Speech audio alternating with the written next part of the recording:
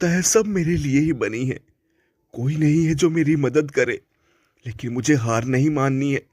मुझे अकेले ही जीना होगा, इन सर्द हवाओं और ठंड से लड़कर।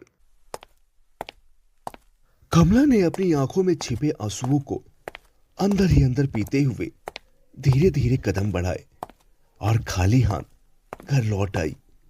कमला घर लौटी और उसे एहसास हुआ कि घर में खाने के लिए कुछ भी नहीं था। उसके पेट में भूख की लहर उठ रही थी। लेकिन लेकिन कमला करती भी तो क्या करती। वह चूल्हे के पास जाती है और थोड़ी देर तक चूल्हे के पास बैठने के बाद निराश होकर बिस्तर की ओर बढ़ जाती है और खाली पेट सोने चली जाती है। उसकी आंखों में थकान और अकेलापन था, जैसे उम्मीदें पूरी तरह से खत्म हो चुकी हो।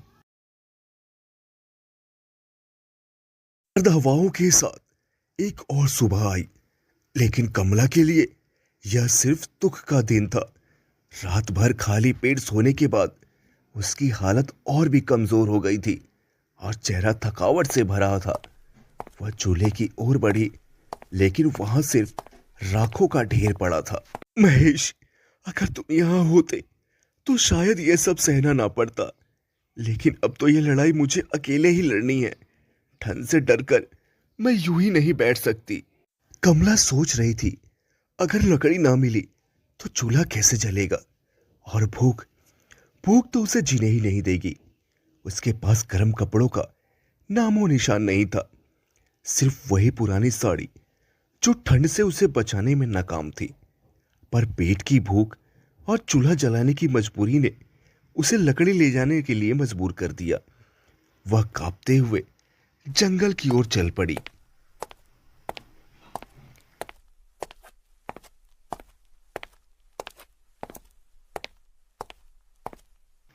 जंगल पहुंचकर उसने लकड़ियां खोजनी शुरू की।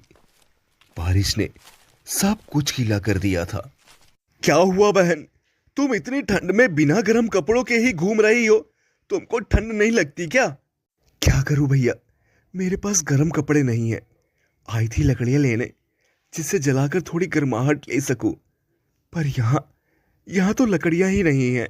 बहन, लकड़ियां तो मैंने सारी इकट्ठी कर ली, पर तुम्हारी हालत देखकर मुझे लग रहा है इन लकड़ियों की मुझसे ज्यादा तुमको जरूरत है।